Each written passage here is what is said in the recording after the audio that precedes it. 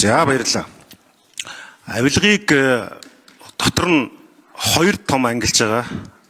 Махан тэжээлтэн буюу өвсөн тэжээлтэн гэдэг онлын дагуу. Инээж байгаа хүмүүс номон дээрээ сонсч болно шүү. Онлын номон дээр махан тэжээлтэн гэдэг нь болохоор томоохон албан тушаалтан их хэмжээний авилгын асуудал бий болохыг махан тэжээлтэн гэж байгаа. За өвсөн тэжээлтэн гэдэг нь болохоор бага хэмжээгээр бага албан тушаалтан, бага дунд албан тушаалтнуудын жижигээр одоо тэр авилгыг бий болгож байгаа, тэр эргэх холбоо бий болгож байгаа зүйлийг хэлж байгаа. Тэр иргэдийн шүүмжлэл бол өвсөн тэжээлттэй авилгачдыг бол одоо илрүүлээд байна.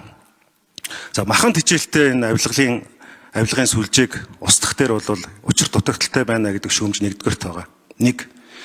Хоёрдугаарт авилгатай тэмцэх газрыг зарим үед хэдэн жилийн өмнө авилгатай тэнцэх газар гэж хүртэл хэлж ирсэн.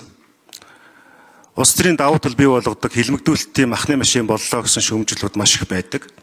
Тэгээ энэ хоёр иргэдэнд олон нийтийн шүүмжлэлээс дүгнээд би Даштава дараагаас асуулт асууж байгаа. Нэгт. За ерөнхийдөө таны нэрийг оруулж ирж байгаа юм байна. Гэхдээ энд яригдж байгаа ихэнх зүйл дээр таныг дэмжиж байгаа өнцг нь бол туршлагатай гэдэг асуудлаа ажлаа мэдж ойлгож байгаа гэдэг өнцгийг гаргаад байгаа. За энэ бол хувь хүний асуудал. Таны авилгатай тэмцэх газрыг цааш үргэлжлүүлэн удирдах концепц юу юм бэ? Хувь хүний итгэл үнэмшил чинь юу юм бэ? Та өөрөө энэ авилгатай тэмцэх газрыг үргэлжлүүлэн удирдах, дахиад одоо энэ амжилтанд хүргэх, авилгыг бууруулах, эрхцүүд нийгмийг төлөвшүүлэх, хүний эрх хэрэгчлөөг илүү хангах, энэ нийгмийн хорт хавдар болсон үзэгдлийг бодиттойгоор бууруулах таны хувь хүний чинь итгэл үнэмшил юу юм бэ гэж асууж байгаа. Хоёрдугаарт энэ итгэл үнэмшлийг хэрэгжүүлэх концепц юу байна? Өөрөөр хэлбэл статистик тоо мэдээнүүдийг бид нар харж байгаа. За өмнөх уулзалтуудаар ч гэсэн авилгыг бууруулахад олон улсын байгууллагаас ирүүлсэн зөвлөмжүүдийг та бол хэлж гэн лээ. Тэгэхээр энэ дээр бол улсын хурлын чуулган дээр нэгэнт протокол үлдэж байгаа учраас та нэг тодорхой ийм хэмжих нэгжтэй хэмжиж болох үст тийм зүйлийг концепцийг хэлээч гэж хүсгэсэн юм. За дараад нэг зүйлийг бас сонсож хэлмээр байгаамаа. Өвөл болоод хүүтэрдэг. За хүүтрэхээр яаж яах гэхээр утаа гарна. Утаа гарахаар утааны асуудалтай иргэдийн маш их бухимдал болно. Сая 2 сарын 3-4-нд утааны сонсгол болсон. За ингээ анзаарч байхад бол дулаан оронгууд хүмүүс энэ утааны асуудлыг мартчихж байгаа. За энэ дээр бол харагдахад сая өнгөрсөн 10 орчим жилийн хугацаанд 1.8 их 80 төгрөгийн зардлыг утааг бууруулах зорилгоор зарцуулсан авч 190 гаруй тэрбум төгрөгийн хэрэг зөрчил одоогийн байдлаар мэдэгдээд байна гэж үзэж байна. Тэр энэ утааны асуудал гэдгийг зүгээр цаг зуурын чанартай улирлын зовлон гэж ойлгож болохгүй. Хүний эрхийг ноцтойгоор зөрчсөн Монгол улсын иргэний амьд явах эрүүл аюулгүй орчинд амьдрах эрхэд ноцтойгоор занл хэлж байгаа зүйл. Энийг зоригтойгоор далаацтайгаар шийдэж чадахгүй байгаагийн нэг нууц нь энд мөнгө угаалт явагддаг байж болцсохгүй нөхцөл байдал. Дээрэс нь янз бүрийн төсөл хөтөлбөрөөр далимдуулж татвар төлөгчдийн мөнгийг шамшигдуулдаг байж болцсохгүй нөхцөл байдлууд байгаа юм.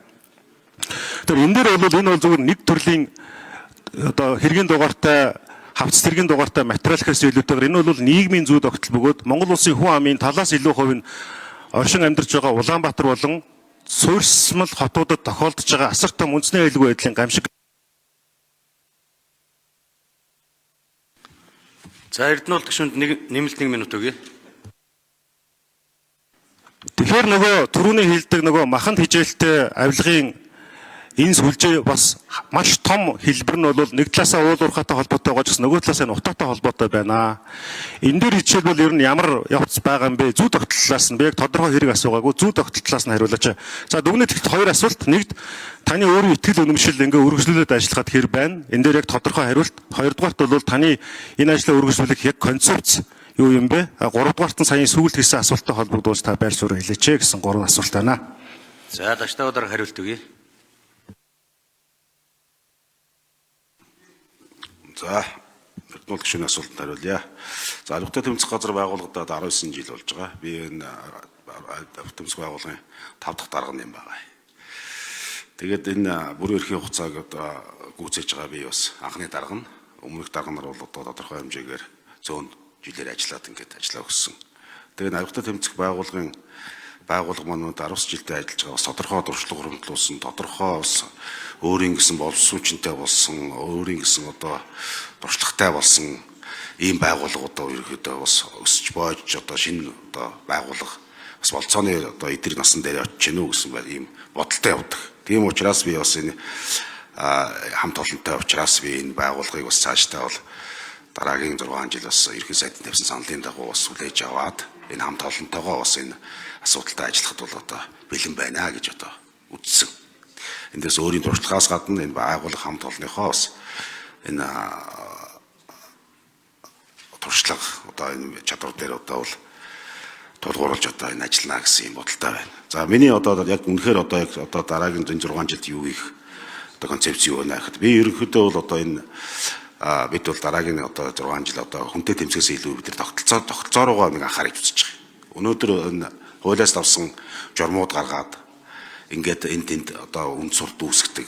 Хуулиас давсан одоо шийдвэрүүд гаргаад төрийн албан тушаалтнууд одоо аливаа асуудлыг өндрүүлдэг. Энэ асуудлуудыг бол одоо өнөөдөр улсын их хурал засгийн газартай бол хамтарч одоо энэ чиглэлээр одоо тодорхой ажлууд ахиц гаргаж ажиллана гэж бодож байгаа. Энэ дээр ч гэсэн ихний ажлууд явагдаж байгаа. Энэ журмуудыг зэгцлэх ажлуудыг хууль зүйн дотоод хэргийн яам бүртгэлтэй журмууд байна. Бүртгэлгүй журмууд байна. Энтэй зэмс чиглэлээр их хурлын одоо их хуралтай одоо хамтарсан ажлын хэсгүүд гаргаад энэ ажлуудаа эхлэх гээд ингээд зэгцлээд ингээд явж байна. Энэ чиглэл рүү би ихний ээлжинд тухайн одоо хөрс суур руугаа чиглэсэн ийм тэмцлийн ажлыг бол эхэлнэ гэж бодож байна тий.